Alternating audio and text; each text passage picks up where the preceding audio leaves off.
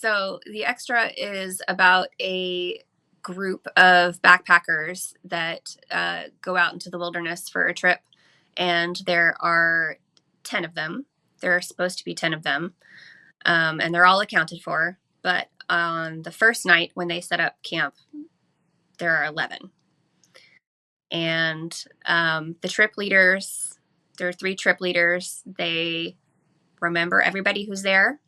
They see all the faces. They remember all the names. They remember interacting with all the participants that signed up for the trip. And they don't know who the extra is. And so then they are out in the wilderness trying to figure out who's the extra. The way that I would like to start our conversation today is talking about when I discovered the extra. It was part of the shortwave, the Kickstarter where they send the quarterly boxes. I'd heard about it before that, but like when it was in my hands, I was like, that's when I got to read the copy on the back and get really excited about it. But yeah. So when I first had the book in my hands, in my mind, this was like a quick one-off story that I had assumed would be alone. And then not too long ago, it was announced that there was a sequel called The Other. And I was like, whoa, this is great. There's going to be another one. And I was like, happy, life is good and everything. Yeah. But then that wasn't enough for you. Like you had to go and conceive of a third. So now this is a trilogy. And I guess the question is, was that the original idea? Or if not, can you kind of explain the genesis of all that? Yeah. So no, it was not the original idea. I was with you. I definitely thought it was going to be a standalone little one-off. I actually, when I started writing the idea, I thought it was going to be a short story. And then I realized it was longer than that. And then I thought, well, maybe it's going to be a novel. And then it stopped before it was a novel. So what am I going to do with this novella, But no, I definitely assumed it was a standalone. But then at some point in, the editing and pre-publication process with Alan Listufka at Shortwave, he sort of offhandedly mentioned in one of our emails something about, in case you ever decide to do a sequel or something like that. And at the time that I read it, I was like, well, how could I possibly do a sequel to this? And I just kind of moved on. And then I finished working on the project that I had been drafting at the time. And as soon as I finish one project, my brain just immediately starts searching one. And what he said popped into my head. And I was like, how would I do a sequel to that?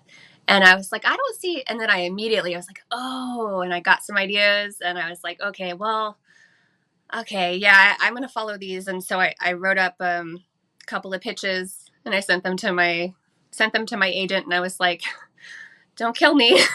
But I have 2 more sequels to pitch to Alan. And so we did, and he loved them and he wanted them. And so, yeah, we're doing it. That's so I love that.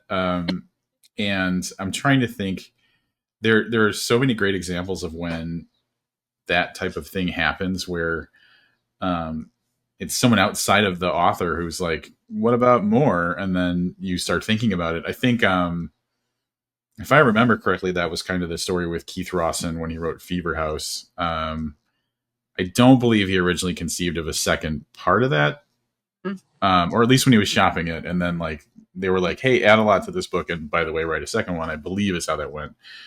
Yeah. Stephen Graham Jones with Indian Lake Trilogy. My Heart is a Chainsaw was originally a standalone book. Right. But then, he was prompted, like, what can we do? Yeah. To great success. And so I love it when the enthusiasm for a story kind of leads to kind of a bigger picture than maybe was originally expected. Yeah. Where are you at with writing those? So I just turned in The Other is book 2.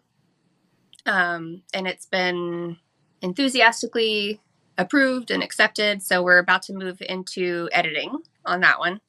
And then I have the third one is The Spare, and I have that one planned and just barely started, just like a little opening inspiration. Um, and I will be drafting that as I find time among the release, is coming soon for the extra. So I'll be a little back and forth on it. But That's awesome. yeah. And so I know the Outsider's showing as Q1 of 2026. Are you spreading it out? Is the other one For the the following year? Yeah, so they're each 9 months apart. So like exactly 9 months apart actually. It worked out so that all of them are releasing on the 9th, which is a Tuesday for all three of them, which we were really excited about. So it's fall for the extra is 9/9, and then the other is going to be summer of 2026, and then the spare will be spring of 2027. So they're all a little less than a year apart. And then selfishly, I'm like, but I want to read them now. It happened Um, fast to me. yeah, no, that's true. Like, and especially with traditional publishing taking years sometimes between things, that Yeah. is a that is a that's an ambitious pace, I'd say. Yeah. Yeah, it is. It's fun. um, so that was one thing, and then the other, but like that's the other thing I know of that you have coming out is you have to let them bleed Hmm. um, with Bad Hand books, That's, and yeah, that's next year as well. That's a short story collection with poems, correct? yeah, it's mostly stories. The poems are kind of a framework for it, so it's a story collection that has a few poems in it. That's in February. Yeah. Awesome. So before we move away from those, I always have to sing the praises of Shortwave and Bad Hand. I almost said shorthand, Shortwave and Bad Hand, because I think they're doing excellent stuff, and I think that both of those guys work really hard, and they seem like so. We're going to focus on Alan first at Shortwave. I've enjoyed everything that I've read out of them, and every person who's come on to the podcast who has published with them has raved about the experience. And so I'm going to give you the opportunity to either continue or break that chain. What's it been like working with Alan and Shortwave? Yeah, it's been awesome. It's a fantastic match. I think Alan and I are very like-minded. So that's been very easy, very smooth.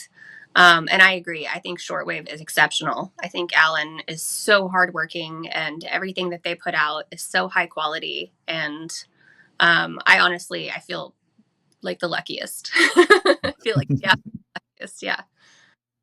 Yeah, there's something about and the amount of work that goes into it, because he's not just finding good books and editing them and then everything else is kind of you know spotty. I feel like, at least from my perspective as a reader, every aspect of the process is kind of meticulous. Like it he doesn't miss a beat. Like cover design, Yeah. the little bonus that came with the extra, the bookmark, if you Uh, ask me, is like one of the coolest things I've seen in a long time. Was that an Alan idea? I'm so happy. I did that one. That was a back and forth that ended at that. Because we had talked about the little paper people or people Yeah. figures you cover. And I had like cut out some of my own just for fun because I couldn't resist trying to make a little paper chain of them. And he loved that, and he was like, well, what if we put some little cutouts and in with the orders. And we kind of went back and forth about like how many how many figures it would be and how big they would be. And I was like, well, if we're giving people paper with a book, they're going to use it as a bookmark. Like it's inevitable, right? Mhm. Like people will use anything as a bookmark, even a receipt, like or tissue, or like you give it with a book, it's going to go in. So I was like, so maybe we make it an actual bookmark. And then I couldn't help playing around with designing it as a bookmark instead of just a chain of people.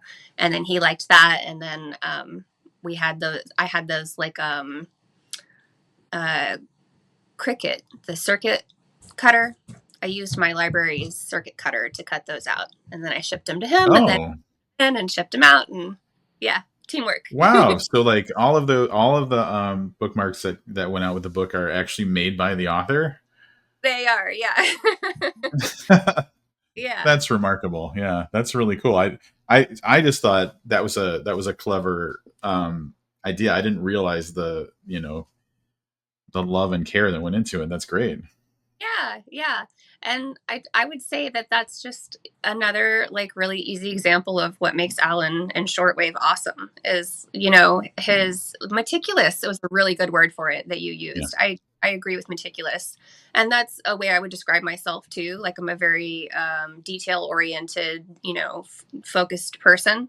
And so it's been nice to have somebody who gets it. If I need to email about some tiny detail, he's not going to be annoyed or think it doesn't matter or whatever, and he catches details, and it's a good partnership, and I appreciate his willingness to let me be creative, and he's an artist as well, he's a writer and he's a cover Hmm. designer, and he is creative, and there's just a really nice open teamwork there that I appreciate a lot.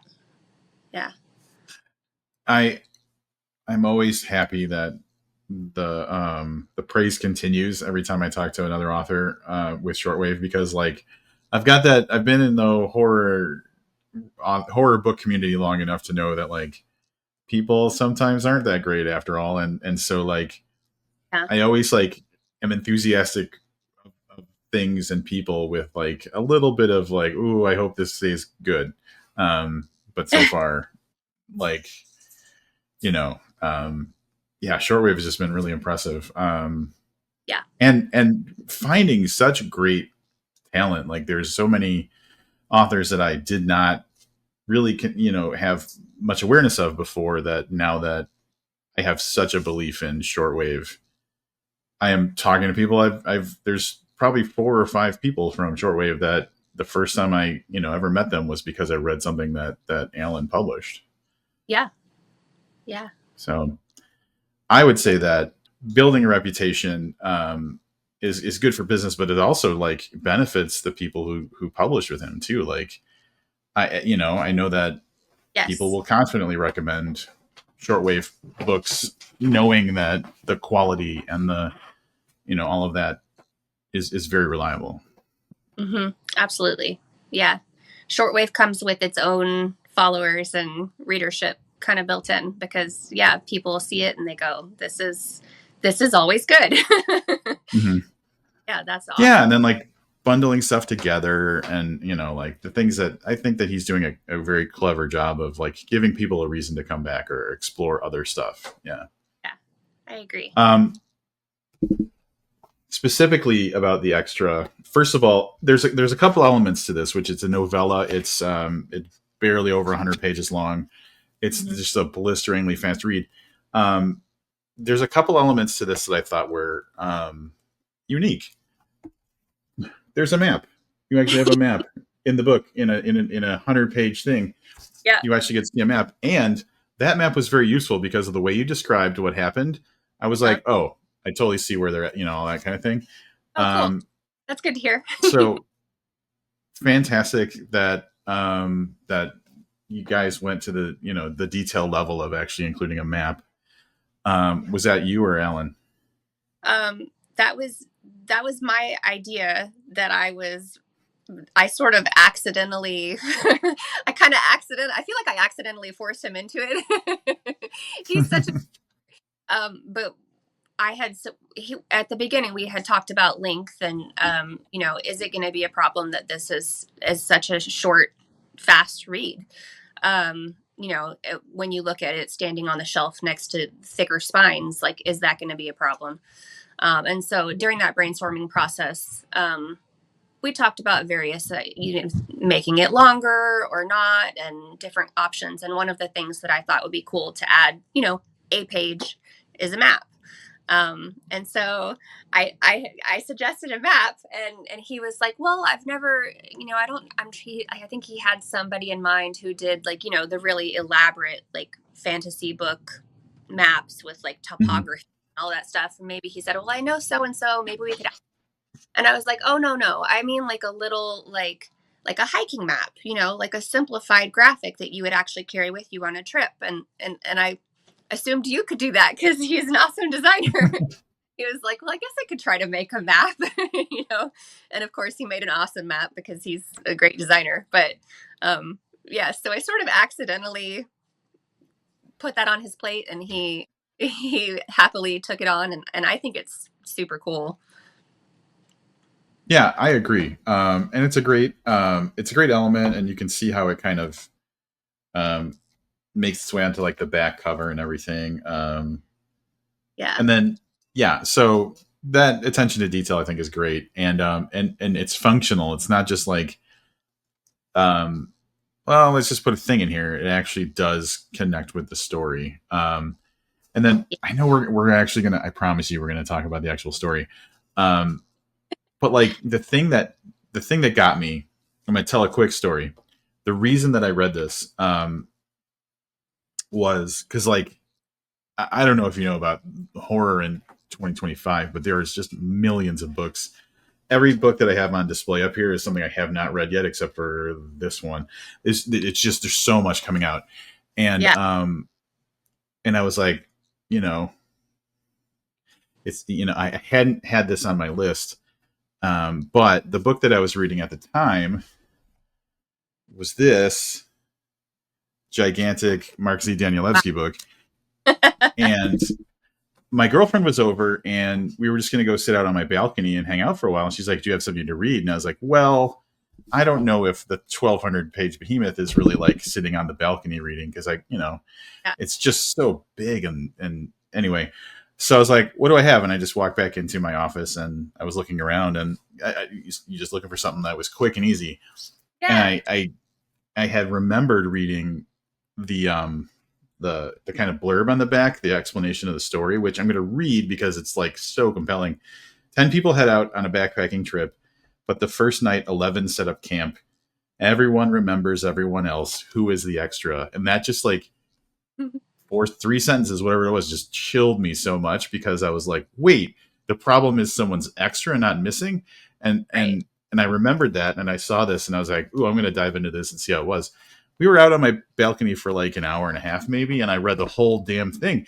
And it was so good and it was so like propulsive Thank that you. I'm so thankful. But the thing that brought me into it was that quick explanation on the back. That's cool to hear that the thing that we were sort of wondering if it might be a problem is a thing that appealed to you in this case, that it was a smaller, easier read. I think that's awesome.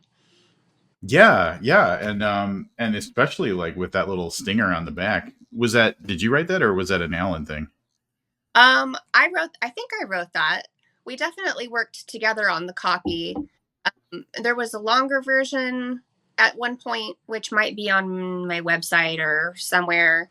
Um, and this might be the version that we wrote for the deal announcement for Publishers Marketplace. I can't remember for sure, but I think I wrote most of the copy, and he gave me feedback, and we tweaked and finessed it together. Yeah. It really got me. Like Thank you. it's one of those things that I think that the effective thing about it, and this is me just really um, singing the praises a lot, but like um, it kind of tells you the story in a very small amount of words. So there's that, but it also made you feel creeped out, and like how in like 22 words or whatever do you actually creep someone out? So I think it was so effective that it just stuck in my mind, and so congratulate. I think that. But the other thing is, I think that the brevity of that explanation kind of mirrors the brevity of the read, Mhm. which I think is kind of is cool too. Thank you. Appreciate that. Yeah. And I don't think the fact that it reads fast is anything but good. Like you just feel so engaged with it that I think that it's absolutely like a benefit of the story. Awesome. That's so good to hear. I hope everybody agrees with you. Well, the people that I've seen talk about it so far have had the enthusiasm I have. So I don't know if you've seen much like social media connection with it, but like I've seen a lot of people really excited about it. Yeah, the early reception has been really thrilling. Yeah, because this is my debut. This is my first book. And I've published lots of stories and poems and other things in larger things, but this is the first one that's just mine, not shared with Mm. other names. So it's new, but it's also familiar. But it's that part of it is all the way new for it to be completely about my work and not about a book that has my work in it. It's full reflection on my work. So it's more nerve wracking, but it's also more rewarding and more exciting that people are, having positive reads and positive like excitement about it. When they hear the concept, they're getting excited, and it's been really fun. So that actually gives me a good opportunity to tangent, because you had mentioned writing short stories, and the thing that jumped out at me is, this is just like an anecdotal like thought in my head, was like in your bio, or about you that's out in the internet, being a finalist, or for Bram Stoker Awards for short stories, I believe, right? Right. Yeah, I was a finalist twice, and they were both short fiction. Mm-hmm. And the thing that makes me think, because I pay attention to the Stokers, um, pretty regularly, and there's people that I notice that kind of dominate different categories, and so like Ellen Datlow, you can, if she's got an anthology, you can guarantee she's at least nominated for anthology. Short Yeah. stories, fucking Lee Murray. Like Yeah. I don't know if Lee Murray swiped one from you, but I see Lee Murray finalist for Stoker short stories all the time, and I'm like, it's a situation where I feel bad for other people in a category where there's someone who just so frequently lands on those lists, and so when I saw that you had been a finalist for short stories, I was like, I bet you Lee Murray is just stealing those awards from her. I remember, that probably sounds made up, but I have no idea who won the 2 years that I was a finalist. I really don't. I could go look it up easily, but yeah, sort of a um, blur. but even just making it to um, the finalists is, I think, a big deal, and it's a real testament to the quality of the things that you're doing. Oh, thank you. Yeah, it was an honor for me. I also follow, the Bram Stoker Awards for years, and it was the cliche, it's an honor to be nominated, was all the way true for me. It was absolutely a dream come true to see my name pop up on the final ballot. Yeah.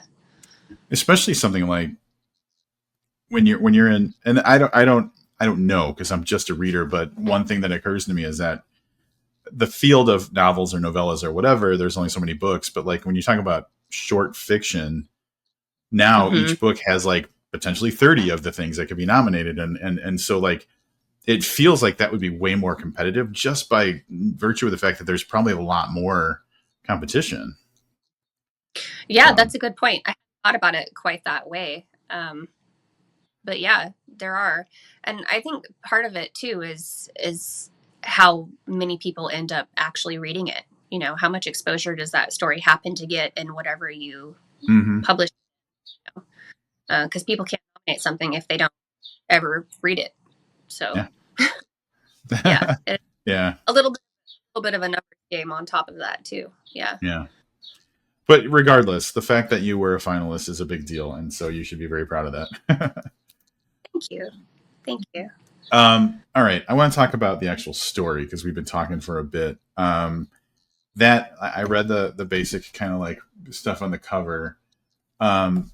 When and I always tell the people that I talk to that I'm only as concerned about spoilers as you are. So if obviously I don't want to spoil the story, but like if I Yeah. imply something and you're okay to talk about it and we go there, we'll go there. But if it's better to kind of keep it, for the reader, then we'll do that. But so like just the general idea from even that basic explanation is that something is going on that is out of the ordinary. Reality isn't making total sense. Um, Yeah. based on that quick pitch. And so Um, one one so like there's a couple of ways my mind went with this. Is this like a supernatural thing? This is what I'm asking myself. Is this like a supernatural thing? Is this like a Mandela effect thing? And then my mind kind of went down this kind of like side path because I like to connect other media that I've consumed with stories and kind of group them together. The thing Sure. that I found that I think does not do anything like what your story does, but kind of maybe knocks on the door of an idea is if it's more of a Mandela effect idea, which that's, arguable, but the feeling of people questioning their memory takes me Right. down that Mandela effect kind of path. Is I don't know, are you much of an X-Files person? I've seen quite a lot of it, but some of it was way back in the day. So hit or miss for if I might whatever episode. The final season, which was like they came back years and years later and they did like a 10 and 11 season. The final season, there was an episode called The Lost Art of Forehead Sweat.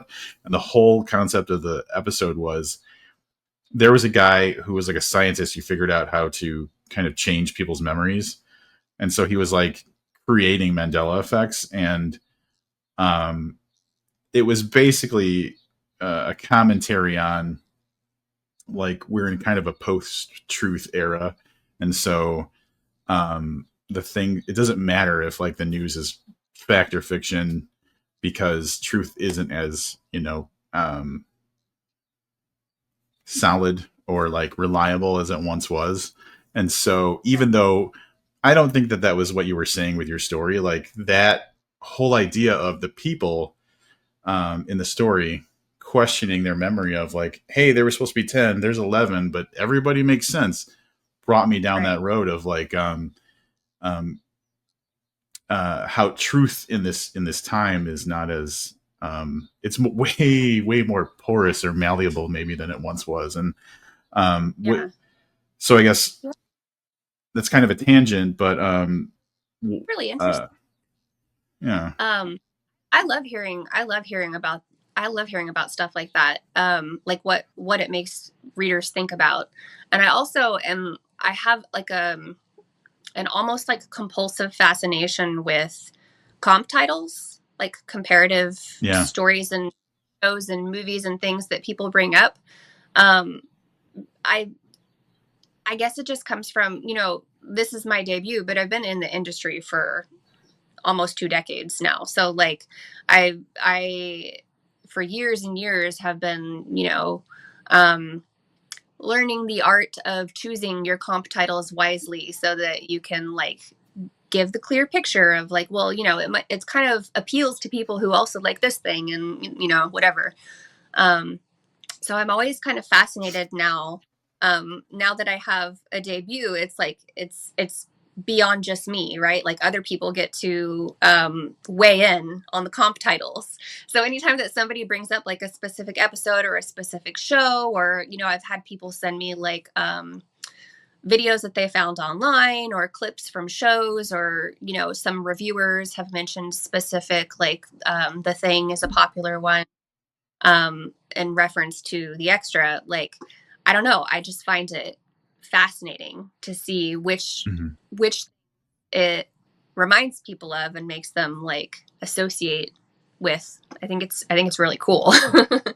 This is kind of Yeah. an out of way, you know. Well, the thing I think is apt too. I think that's a really good. Yeah, yeah. Um, That's one that I've heard the most so far is The Thing and Invasion of the Body Snatchers.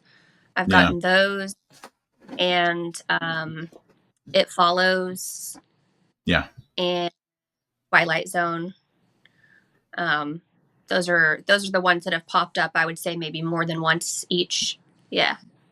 So I, I don't think yeah. it's files, but now I want to go find it. Sounds And that's my own. I know it's a bias. It's like a confirmation bias. I will everything I consume.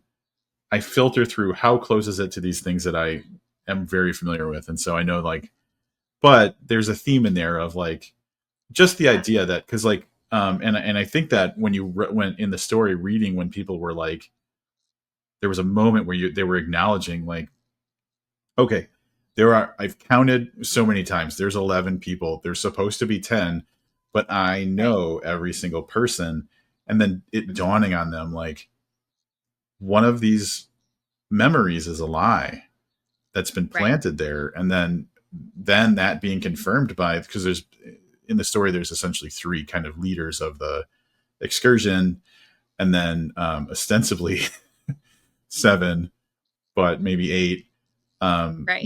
campers. And so like the fact that the three kind of main leaders all confirm to each other, we have a we have a false memory, but we can't figure out which one it is. Um, Mhm. really kind of connected me to that whole like there's an obsession with Mandela effect right now, and Yeah. then that Yeah. brought me down the road to that X Files episode. So it's a bit of a stretch, and I'm not saying that that's I would say that that episode lives in the same neighborhood as this story. Yeah. Yeah. Yeah. I agree with that.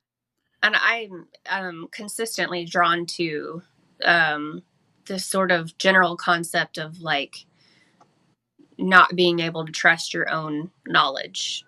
I just that's so that gets my fear, that gets right to some of my like deep seated fears, is like just the concept that what you think you know isn't right, Mhm. is a lot like what you were saying. um it can be widespread or it can be deeply individual, like we think we know the people around us, we think we know our family members and our friends and our partners and ourselves, and sometimes we do and sometimes we're wrong. And sometimes people change too, so yeah, it's all facets of you know that sort of concept. So I definitely see how it fits into the Mandela effect. I think that's pretty cool. I like it. Well, and the thing you were just saying made me think about how like different. So first of all, I just did an episode with Chris Panettiere about his upcoming book Shit Show, and in that book, the protagonist is taking care of his mother who has dementia, and so like the whole fear part for Chris was writing about dementia, like basically like losing your reality. Um, Yeah. and so like that's present of mind for me. But what you said made me think about when we individually don't trust our reality, that can Mhm. manifest very strongly. So um, there's like dysmorphias where you're like, this is not my hand that's connected to my body. And then you want to cut it off. Like it's that strong of a reaction. You feel so repelled from a thing. Um, Yeah. and I know there's been plenty of stories where it's like, you know, you, the person in your house is not your spouse or something like that. Right. And the feeling of wrongness of it is so palpable that like that's a strong thing to grab onto. Yeah. Yeah. Yeah. Um, however, in this case, so like the thing I love about the way this is framed is like, hey, we all hop in this van and we're driving out to do this camping thing. Yeah, we did a count, everything's good. At some point, we do a count again. Something's wrong, and it's at the very beginning of the story. So the whole story, Hmm. um, these three people who realize something's off, um, have to decide what to do, and so they have to like, what do you do? Like, what do you do? And so, did you find yourself kind of challenging, like, what are the actions I would take in that situation? Yeah, definitely. And yes, and that's also sort of my sadistic authorial streak, right? Is find the answers to that question. Well, what would I do, and how could I make that not work? Oh yeah. Like, just wall off that pathway and wall off that pathway and just see where we go. Because I think that's really probably the most unnerving, unsettling thing is, um to have, the cliche of the horror, like in a slasher, the character makes a dumb choice. And you, as the viewer of a slasher movie, for example, you can say, like, well, I would never have done that. That person's dumb. And of course, they're going to get caught because they, ran up the stairs instead of out the door. And that can be fun. Don't get me wrong. I love that too. But I, I, I like it when something really gets under my skin because I can see myself making the choices that they're making. Because then it's less safe for me as a reader or a viewer if I'm like, oh, exactly what I would have done. Like that didn't, like now what are we going to do? What would I do? I find that very, very compelling. Yeah. You made me think of two things. First of all, having talked to Stephen Graham Jones and heard him in interviews a bunch, the whole idea is like he likes to kind of like write himself into a corner and then try and figure his way out. And I feel like that's kind of what you were saying just now. So bravo, because that's not the easier way to do things. And I completely forgot the second thing. It's the easy way. But like, oh, so the thing, yeah, you had to do was make them make decisions that kept the story going, but also make it make sense. Like there was no cheats, and that's the thing that I'm complimenting you on. Is like, thank you. In my mind, I'm like, oh, I would just immediately do whatever. But yeah, that occurred to you too. Yeah, you covered it in the story, and yeah, like Rob's choice. Here's why that wouldn't be good. So I would say that one of the things that I really appreciated about the story was you using the word realistic in the situation is kind of weird, but like you realistically addressed the kind of what knee-jerk reactions probably most people would have, and like kept guiding us down a specific path, which is the plot. And I think that was very well done. Thank you so much. Appreciate that. Do you I guess I don't really ask this because there's plenty of podcasts that talk about like writing like methods and stuff like that, but did you outline this and stuff? I know you said you started as a short story and then it kind of got bigger. So was it kind of outlined or plotted, or was it just kind of like, let's see where this goes? Yeah, this one was not plotted at all. This one was a pure follow the concept, try to scare myself situation. Yeah. And I do tend to outline longer, like my novels. I outline at least some. But like I said, I thought this was going to be a short story, and I don't tend to outline those because, they're short enough that you can usually figure your way out of whatever. So I just started it to see where it went. And I guess that brings me to the inevitable question that probably most people would have started with is like, where the hell did you get this idea? Well, I have an unsatisfying answer and a maybe satisfying answer, and they're both true. So the unsatisfying answer is that the high concept part of it, there being an extra in the number, that just struck me. It was one of those ideas that just comes out of nowhere. I have no idea how I thought of it. It was very much so a like, what if instead of somebody going missing, there was an extra? And I was just like, whoa, that's cool. Like I immediately knew. I was like, that's a cool idea. I want to use that for sure. And so I put it in my, idea bank. And I didn't know exactly how it would play out, what kind of a setting it would have. Originally it was attached to a totally different setting and a totally different group of people. And I hadn't written it. I was just kind of letting it simmer. And then my husband, who used to work a job a lot like the job that Matt, the protagonist, has in the book. He told a story at a party that we were hosting where we were like around a campfire telling campfire stories. And he told a story that was like inspired by a trip that he really did lead. He really did run a trip that was very similar to the trip in the book as his job. And so he told the very beginning part of the book with the river crossing. He told that part. And it had nothing to do with the extra concept. It was just that setting and the lights that they're wearing, their Oh, headlamp. Yeah, that was his story around the campfire. And I thought it was awesome. I loved it. And he actually, he I don't remember what part of it, but it was attached to something else. And I like believed him for a little bit because he told everybody that it was true. And he's not like, he doesn't like lie or like make up stories. So it's kind of like, is this something he really never told me? Like, that's so weird. And then later he was like, no, I made it up.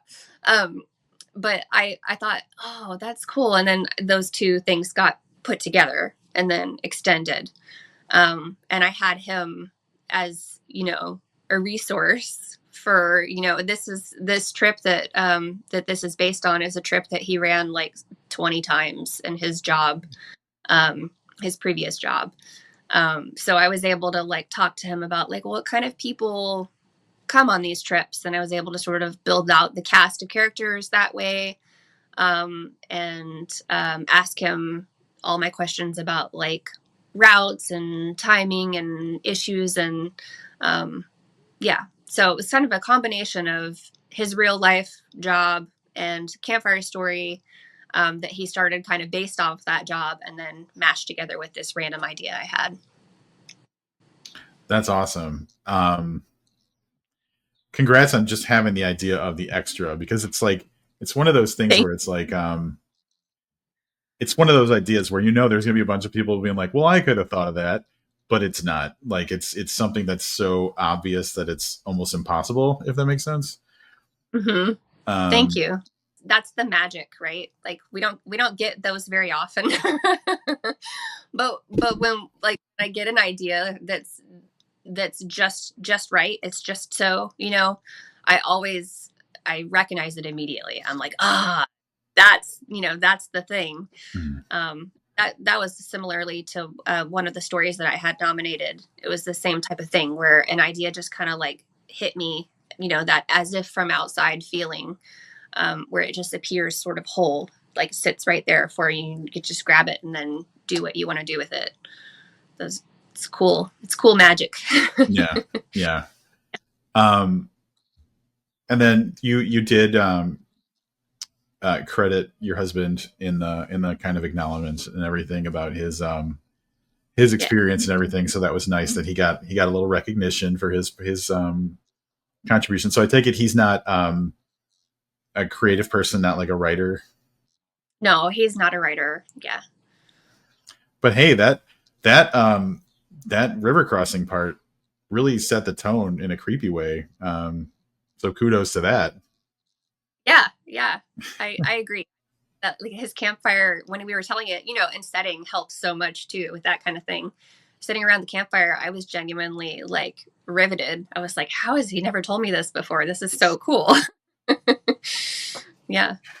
That's yeah, that's really cool. And then I guess one other kind of element, and I don't know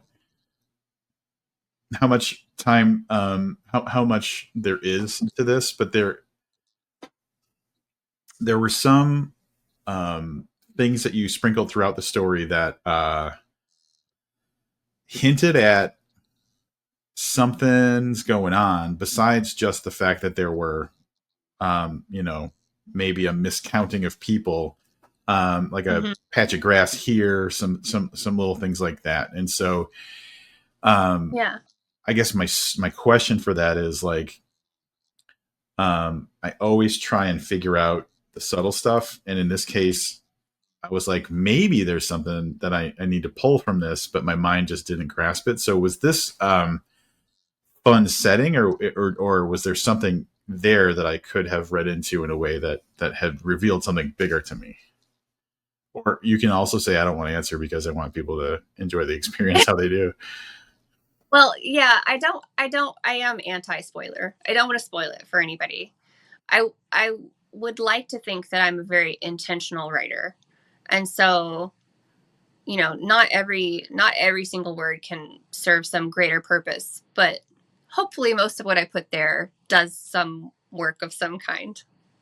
Is that All right. is that that a cop out?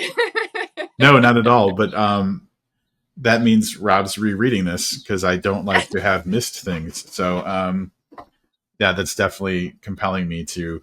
Here's the thing. Like, I think it's incredibly rereadable because, like, I don't think when I was thinking about this, I think about how much could revealing something in a story take away from the experience of the story, and I think that you could wholly spoil this story and still have it be very entertaining. Um, I appreciate that. That's the hope for yeah, sure. But I also like just as a reader, like I don't want to be spoiled in general. Like I yeah. want to, yeah. So I try not to. Yeah. But that lends to a rereadability factor. It's quick and it's entertaining, and you can go back to it and still feel that same creep factor that you got the first time, I think. Cool. Yeah.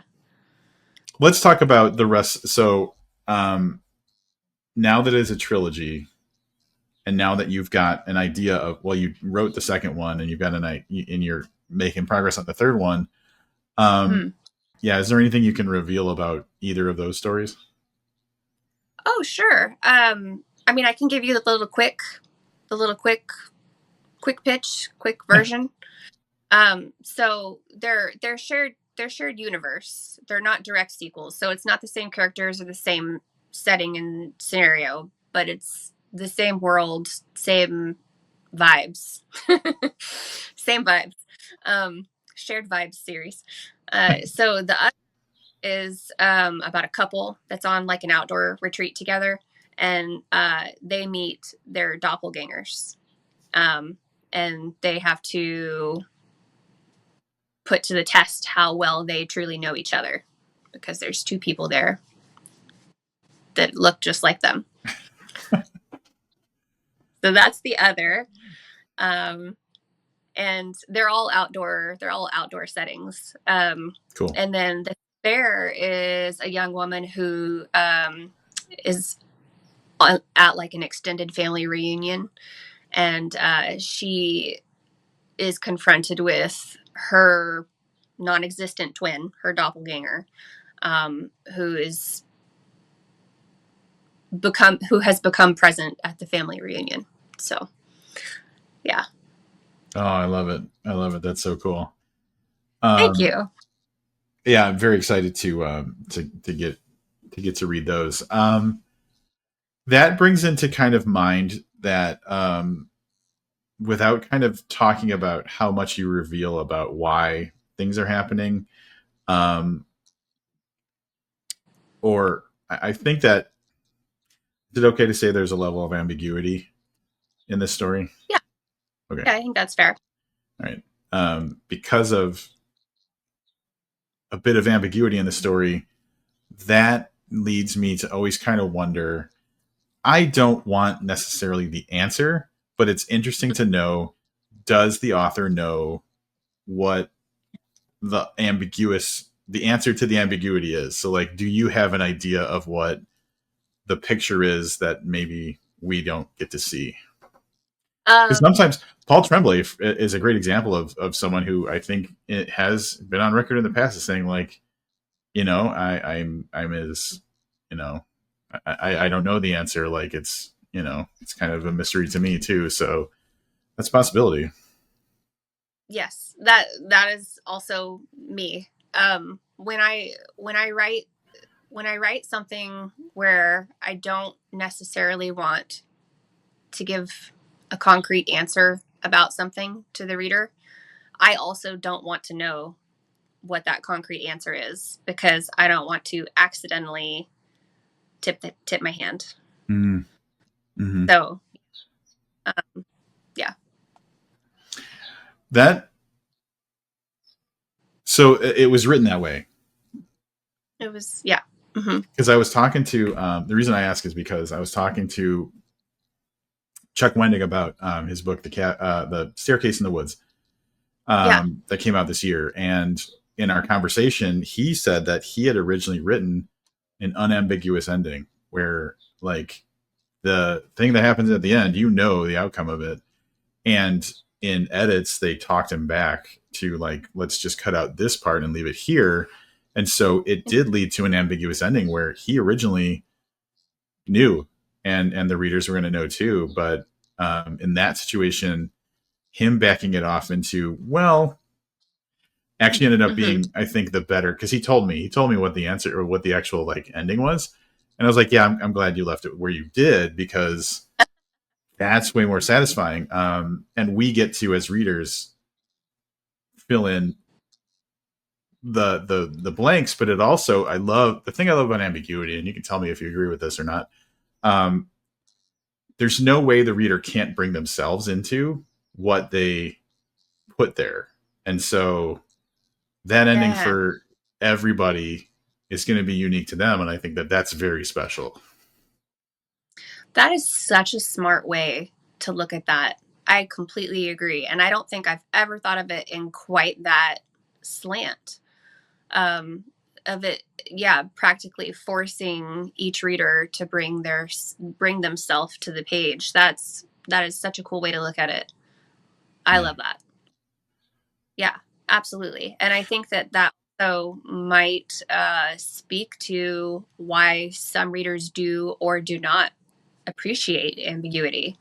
You know, are you comfortable with what you bring to the page? Yeah. Does that, does that unsettle you, and do you enjoy feeling unsettled, or do you not enjoy it?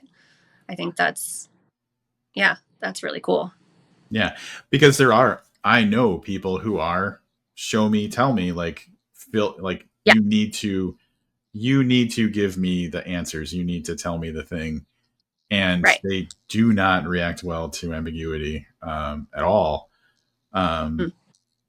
and so that's kind of the thing, because I've really just been focused on the experience of a reader for a long time. Like, that's, something that I've thought about a lot over the years. But yeah, like, some people just aren't ready to uh, continue that thought. And I don't know if it's comes down to, this is me just kind of pondering now, but like, does that come down to how much do I want my imagination to be a part of this? How much do I want, like, if I was, so let's say if I was a really big Stephen King fan, and he, I've been reading all his books, and like the lore and the thing, Stephen telling me this is like what makes me so happy. And then he makes Hmm. something ambiguous where I have to like kind of finish it off. And I'm like, but that's not a Stephen King thought. That's a me thought. That might be one of Yeah, the reasons that like people don't like that too much. yeah, Hmm. absolutely. And I mean, that's so I don't know, like a student of fear in general. Like I'm fascinated by what does and doesn't scare us. And that draws to my mind, this concept that I've said for years now, is that we we think, like, a lot of people frame horror as, forcing people to be scared by what you're telling. But it's that's it can't be. You can't force somebody to be scared. And the more you try to force fear, like, the higher up the guard is going to go for some people, right? Because there are people that are don't want to be scared. There are people that won't be scared, and there are people that it's just not going to work for them. So, like, I feel like the really, really effective stuff that gets under your skin and stays there, and you think about it later, and whatever gives you the creeps once the lights are out and stuff, like, that stuff is an invitation for you to fill in the blanks with your imagination, Mm-hmm. because inside your own head afterwards, that part that you're talking about, the ambiguity, is like, it's an invitation for you to keep going in your Mm-hmm. brain, right? And some people love that invitation. It's like a prompt for your own part of the story, and your mind can just go. And some people sort of unwillingly take that invitation and are not a fan of being invited to that particular party. It's, they don't like that. They don't want their mind to go off on its own, and take them all these places that they never would have started the journey towards. Yeah. And I find, I mean, I'm a huge fan of when something can make me do that. And Stephen King is probably the best as far as being able to invite my imagination to the dark places. Because the things that have really unsettled me the most, I would say him more than any other author has gotten to that point for me where my mind did its own thing because of what he started for me, you know? Yeah. So, The thing that comes to mind, there's like four things that come to mind, but the one that I want to talk about first is, and I've never seen this movie, but people talk often about how the Texas Chainsaw Massacre, the original one, didn't really have all that much like violence or gore, but people mm-hmm. remember it that way. Um, Oh, that's cool. and so like when I've heard people talk about it, I'm like, that's really interesting that like basically there was enough implying of awful things that you remembered awful things. And so I think that that's kind of, Yeah, similar to the thing that you were talking about, but also like, I like the idea of, sometimes the best monsters are the ones that like you never see, like you only hear absolutely. about, like, or you know the effect, or like whatever, like of it, but you don't actually see it. Sometimes that is because that then gives your brain the opportunity to describe it in what is most effective to your brain. Um, Yes. yeah, Yeah. or like characters in general. Like if there's like a bad guy who like is talked about secondhand, sometimes that's a cooler bad guy than like the actual bad guy that's on the page, because your brain kind of helps out the narrative. Yeah. Yeah. And brains are really good at, our brains are just really exceptionally good at bringing up those things that we don't want to think about, right? Like everybody laid awake at 3 a.m. going, why can't I stop thinking about the worst possible combination of thoughts right now? Mm-hmm. Um, Brains are just, we're wired to be on the lookout for those things. So yeah, that fill in the blank, that game of fill in the blank can be pretty effective. I agree with you. Yeah. And then, all right, so your threat in this story, this kind of is related. The threat in your story is almost kind of a negative. It's like an unthreat, because like there's not something to point at. There's just reality doesn't make sense. Like something about this is wrong, and I can't figure out what it is. And so, where was I going with that thought? I think that those types of fears, those types of like scary moments where it's like something I know for a fact something is not right, but beyond that, I got nothing. Mhm. That freaks me out. It's kind of like uncanny valley, like when you're looking at something that's very human like but not human, and you just get this like feeling inside of you of like revulsion, and that's the scenario that you set up here is um something's not right and I feel very unsettled, but what is it? And I think that even just from like that little like copy on the back of the book, that feeling is already present, and I think that that's why I thought the story was so effective. Yeah. Thank you. Okay, so September 9th is when the extra is officially out. The people who are in the shortwave like Kickstarter quarterly box thing already have it and have had it for a while and fell in love with it and everything and are raving about it. But for anybody else who's new to it, September 9th is the launch date. So I always encourage people to pre-order because pre-orders are a big deal.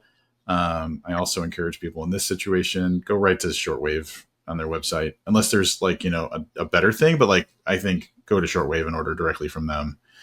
Yeah. Um, You order direct, you get the book plate and the bookmark. It's worth it. yeah.